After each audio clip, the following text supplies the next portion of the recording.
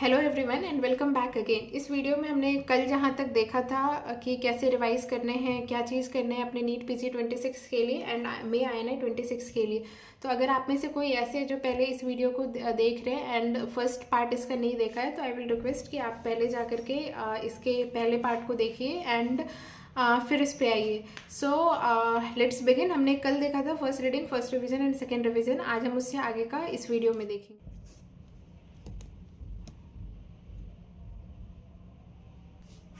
तो इसमें पहला पॉइंट इज कि आपको जीटी के लिए लाइक हमने फर्स्ट रीडिंग देख ली है, रिवीजन देख लिया है, अब आपको जीटी कैसे देना है इसमें। तो और किससे देना है। अगर आप मैरो से कर रहे हैं तो ऑब्वियसली मैरो के जीटी अकॉर्डिंग टू मी सबसे अच्छे हैं।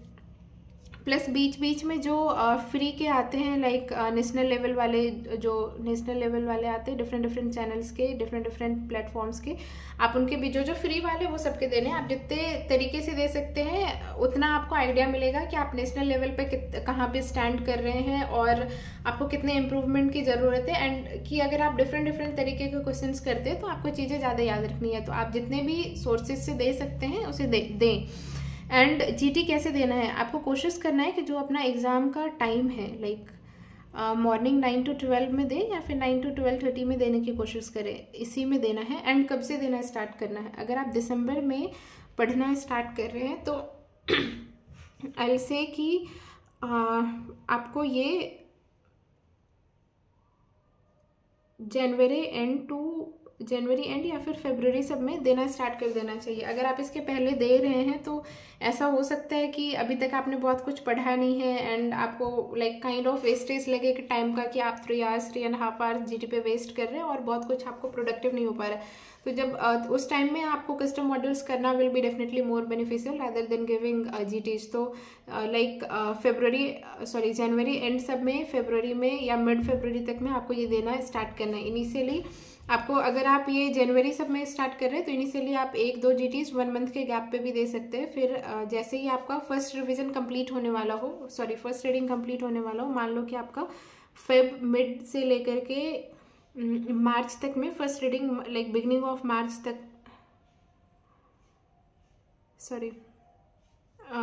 मार्च एंड में आपका फर्स्ट रीडिंग कंप्लीट होने वाला है। देन मिड फेब से लेकर के इधर मार्च मिड तक या फिर मार्च एंड तक में आपको कोशिश करना है कि 2 to 3 वीक्स पे आपको जीटीज देने हैं।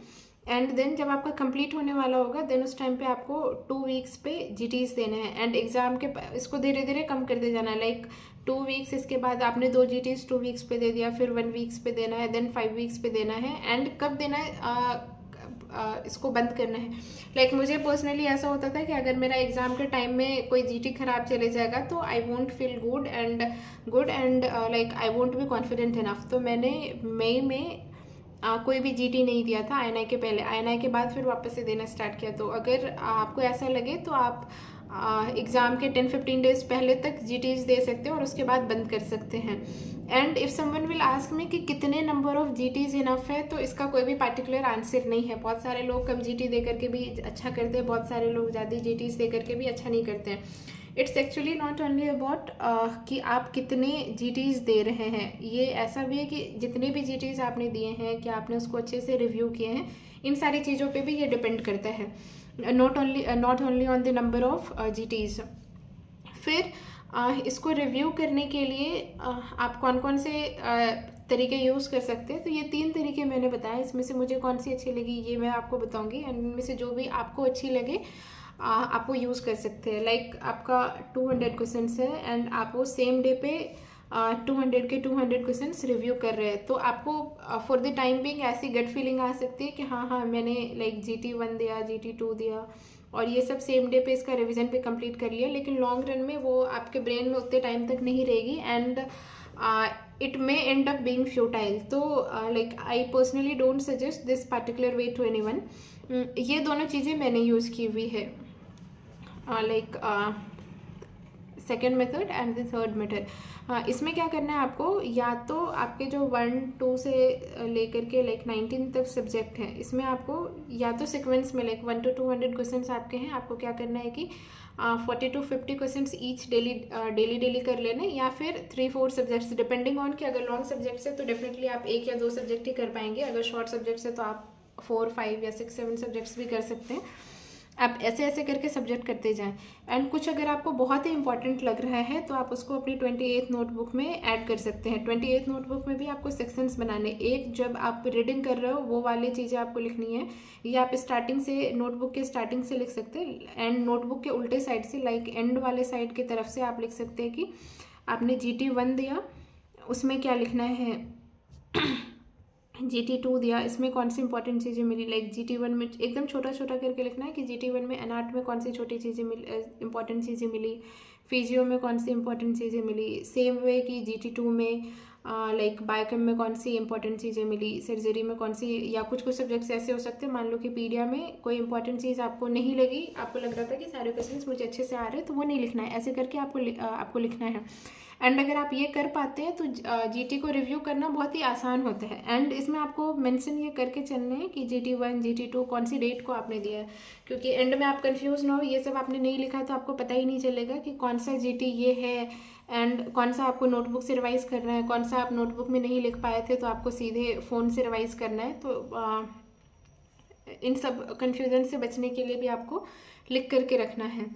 तो ये हो गया GT रिव्यू करने के लिए। एंड जिस दिन आप GT दे रहे हैं आपका ब्रेन ऑलरेडी बहुत ही थक चुका होता है, ये पूरा सैचुरेट हो चुका होता है, तो अगर उस दिन आप कुछ और ना भी पढ़े तो like it's completely okay, totally okay, like that day is completely yours, live it to the fullest. आप ऐसा बाहर जाए, वॉक करें, फ्रेंड से मिले, गॉसिप्स, जो भी आपको करना है आप इस डे पे कर सकते हैं।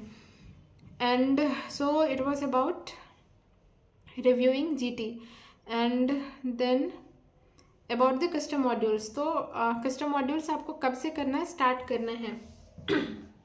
कस्टम मॉड्यूल बस आप इसलिए नहीं करते हो कि आपको सारे सब्जेक्ट्स के क्वेश्चंस करने हैं। अगर आप किसी सब्जेक्ट को लाइक आपने कोई भी एक पर्टिकुलर सब्जेक्ट पढ़ा एंड आप उसे फर्दर 20 डेज, 1 मंथ या फिर से 2 मंथ तक रिवाइज नहीं करते हो, डेफिनेटली सब गायब हो जाएगा। 10% चीज़ें आपको याद रहेंगी, 90% चीज़ें आप भूल चुके होंगे।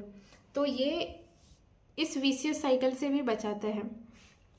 ये लाइक आपकी जो वो फर्स्ट रीडिंग थी, फर्स्ट रिवीजन है, सेकंड रिवीजन है, उसके अलावे मतलब मैंने इस रीडिंग के बीच में इन सारे सब्जेक्ट को पढ़ने के लिए कोशिश की कि वापस से उन सब्जेक्ट्स को 1 वीक के बाद, 10 डेज़ के बाद पलट पाओ। कुछ सब्जेक्ट्स के हो पाए, मोस्टली जो शॉर्ट सब्जेक्ट्स थे और मिड लेंथ के सब्जेक्ट्स थे वो हो पाए, ये लॉन्ग वाले सब्जेक्ट सारे नहीं हो पाए थे। What I use to do was solving custom modules. इसमें आपको क्या करना है, आपके जैसे 4-5 सब्जेक्ट्स हो जाएंगे, आपको कस्टम मॉड्यूल्स लगाना स्टार्ट कर देना है। एंड जब आप ये तब का है जब आप पहली रीडिंग कर रहे हो, आपको कस्टम मॉड्यूल्स लगाने हैं। आप जो सब्जेक्ट्स आपने पढ़ लिए हैं वो उसके फिल्टर्स लगा करके करने हैं एंड सारे क्वेश्चंस करने हैं। बस आपको INI एंड नीट का फिल्टर नहीं लगाना है, आपको सारे क्वेश्चंस करने हैं। आप ये करते गए, जैसे जैसे आपके सब्जेक्ट्स ऐड होते जाएंगे, लाइक 7 सब्जेक्ट, 8th 9th, ऐसे करते करते 19th तब तक आपको सब्जेक्ट्स ऐड करते जाने और ऐसा करना है। एंड जब आप रिविज़न पे आ गए, लाइक फर्स्ट रीडिंग के बाद आपकी रिवीजन स्टार्ट हो गई है, उस टाइम से आई से अभी तो आप एक दिन में दे दो तो भी काफ़ी है, अगर डेली नहीं दे पाए तो भी चलेगा। लाइक अगर वीक में आपने 4 to 5 भी दे दिया तो भी चलेगा। जब आप रिवीजन पे आ जाते हो तो से it's your first revision, then second revision, this time से आई सजेस्ट कि कोशिश करना है कि 2 कस्टम मॉड्यूल्स तो डेली देना है। अगर नहीं दे पा रहे तो भी 1 कस्टम मॉड्यूल डेली देना है। अगर आप 2 दे पा रहे हैं तो आई से मॉर्निंग वाला एंड इवनिंग वाला, एक आपको सुबह में देना है, एक रात में देना है। मॉर्निंग वाले में आपको कोई भी फिल्टर नहीं लगाना है, लाइक नीट INI का कोई फिल्टर नहीं लगाना है। 19 सब्जेक्ट्स हैं और सारे के सारे फिल्टर्स आपको ओपन रखने, कोई भी फिल्टर लगाना नहीं है और देना है। लाइक 40 क्वेश्चन to 50 क्वेश्चन का एक सेट, 50 क्वेश्चन बेसिकली। फिर नाइट वाले में आपको सिर्फ PYQ का फिल्टर लगाना है, नीट का एंड INI का, एंड इसके भी 50 क्वेश्चंस करने। तो ये आपको बिगनिंग में समझ में नहीं आए, लेकिन आप सोचो कि आप 100 क्वेश्चंस पर डे कर रहे हो एंड अगर आप 30 डेज करते हो तो आप 3000 क्वेश्चंस कर पा रहे हो। एंड इसमें से more than 1500 hours are PYQ only. तो लाइक जब आप इसको ऑलमोस्ट मोर देन 1 मंथ दे दोगे तो आपको समझ में आएगा कि कस्टम मॉड्यूल में भी अब आपके क्वेश्चंस रिपीट होने लग गए एंड आपको समझ में आएगा कि अरे ये क्वेश्चंस तो मैंने पहले भी बना रखे, ये पहले भी बना रखे. That time you will get to know कि आपने मेजॉरिटी ऑफ क्वेश्चन सॉल्व कर लिए PYQ पोर्शन से भी, ऐसे भी. और अगर आप एक ही दे पा रहे हैं, अगेन आई विल सजेस्ट कि थोड़ा सा स्ट्रेच करना है कि 2 दे पाओ. नहीं भी दे पा रहे तो कभी आपको इसमें क्या करना है कि फिल्टर लगा के करना है, नीट का आईना का, कभी बिना फिल्टर के करना और ऐसे करके करना. Again even this is not bad, आप 1500 क्वेश्चंस पर मंथ कर पा रहे हैं. एंड अगर कभी कभी आप 2 भी दे रहे हैं तो ऑलमोस्ट 2000 क्वेश्चंस पर मंथ तक आप पहुंच जाएंगे. ये ऐसे करके आपको देना है. ये सेम चीज़ कि मॉर्निंग में आपको बिना फिल्टर के देना है, इवनिंग में PYQs वाले फिल्टर करके देना है. And again as I told you कि this is something that I had made based on my strength and my weakness. इसको आपको अपने अकॉर्डिंग टेलर करना है एंड आपको जो चीज़ें ज़्यादा सूट करती है, जो चीज़ें आपको ज़्यादा पता है, कम पता है, उस हिसाब से टेलर करना है. अपना एक रूटीन बनाना है, अपना एक स्केड्यूल बनाना है एंड कोशिश करना है कि आपको उसी टाइम पे ये ख़त्म करना है. And most important thing is कि आप फास्ट नहीं भी हो, आप बहुत स्मार्ट नहीं भी हो, आपको कोई चीज़ एक ही बार में याद नहीं भी हो रही हो, फिर भी अगर आप स्टडी हैं एंड कॉन्स्टेंट हैं, अगर आप कॉन्सिस्टेंट हैं तो definitely like you will conquer it and you will be on the other side of the table. You won't be aspirant any more, you will be someone who will be waiting for joining in PG like me. And ऐसा ही होता है, सबके साथ ऐसा ही होता है. You are not something different, I was not someone different. सब एक ही जैसे, सबको एक ही तरीके से करना होता है, बस सबके रास्ते अलग अलग हैं, बाकी डेस्टिनेशन सबकी सेम है. एंड जब आपका आईना हो जाए, मे वाला आईना हो जाए, आराम से 1 वीक सिर्फ ऐसा शांत करना है खुद को, कुछ ज़्यादा ओवर थिंक नहीं करना है. अगर आईना आपका अच्छा चले गया, अगर आपको उसी से कॉलेज लेना है, गुड इनफ, उसमें भी कोई दिक्कत नहीं है. अगर आप वापस से अगर आप नीट की तैयारी करते हैं देन उसके बाद आपको सबसे पहले लिस्ट बनानी है कि आपको INI तक में कौन से चीज़ें बहुत वीक लगी. नॉट जस्ट वीक सब्जेक्ट में आपको क्या वीक लगा. लाइक मुझे CFM में कुछ चीज़ें बहुत वीक लगती थी, पैथो में कुछ चीज़ें वीक लगी थी, मैंने सिर्फ वो किया. पहले साइकी में कुछ चीज़ें वीक लगती थी, उसके बाद सब्जेक्ट्स पे जाना स्टार्ट करो. पहले सारे सब्जेक्ट से जो वीक टॉपिक है पहले वो कर लो एंड कोशिश, उसके बाद ये सारे करने के बाद कोशिश करना है एक 19 सब्जेक्ट्स का रिवीजन फिर से कर लेना है. एंड उसके बाद सिर्फ छोटी नोटबुक देखनी है, कस्टम मॉड्यूल्स देखने हैं, बुक मार्क क्वेश्चंस देखने हैं. इसमें भी ये रिवीजन में भी आपको क्या करना है, आपने जो वो हाइलाइटर्स यूज़ कर रखे हैं उसमें भी आपको फर्स्ट रीडिंग वाले हाइलाइटर्स मोस्टली नहीं ही देखने होते, क्योंकि उसमें आप काइंड ऑफ थोड़े से मैच्योर होते टुवर्ड्स स्टडीज़, आपको सारी चीज़ें इंपॉर्टेंट लगती है एंड सब पे ही आप हाइलाइटर लगा देते हैं. जो आपकी सेकेंड एंड थर्ड रीडिंग वाली सेकेंड एंड थर्ड रीडिंग और फर्स्ट और सेकेंड रिविज़न वाली हाइलाइटर्स हैं, बस उन सारी चीज़ों को पढ़ना है.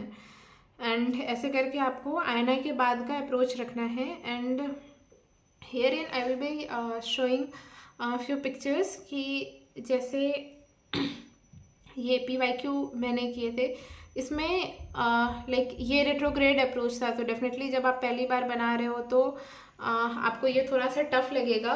तो आपको अगेन ये नहीं सोचना है, PYQ में सारे तरीके के क्वेश्चंस होते हैं. किसी ईयर का इजी होता है, किसी ईयर का टफ होता है. आपको बिल्कुल नहीं सोचना है कि मुझे बस इतने ही परसेंटेज नंबर आ रहे हैं तो आगे आएंगे कि नहीं आएंगे. लाइक ये सब अलग अलग चीज़ें हैं. आपका इस टाइम पे मोटो बस ये होना चाहिए कि आपको सारी चीज़ें कंप्लीट कर लेनी है एंड इससे ज़्यादा कुछ नहीं. ऐसे करके ही लाइक मैंने ये जो PYQs बनाए हैं, ये सारी वो चीज़ें हैं. एंड ये जो मैंने आपको बोला था लाइक आप नोट्स कर रहे हो तो उसका जैसा R1 करके लिखना है, ये after INI, then before INI, ऐसे एनाटमी, बायोकेमिस्ट्री, फिजियोलॉजी, ऐसे करके आपको रिवाइज करते जाना है. लाइक ये था मतलब PYQ आपने कितनी बार कर रखी है, ऐसे ऐसे करके आपको एक पेज लेनी है. मतलब ये बहुत अच्छा नहीं है क्योंकि उस टाइम पे मैंने सोचा नहीं था कभी दिखाऊंगी. आप अपना एक अच्छा सा बनाएं एंड उस पर ये सारी चीज़ें लिखते जाएं.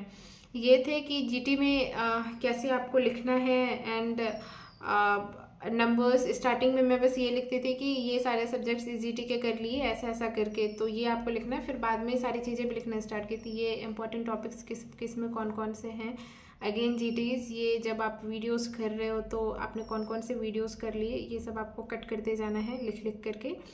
Again few important topics different subjects के, एंड लाइक जो मैंने बोला था, अगर आप रेसिपी करोगे तो उसमें आपको समझ में आ जाएगा कि निमोनिया ये बार बार पूछ रहे हैं एंड उसके लिए क्या क्या इम्पॉर्टेंट है, ऐसे ऐसे करके आप लिख सकते हैं। एंड अगेन ये जीटीज के हैं, एंड ये है like few things from my 28th notebook.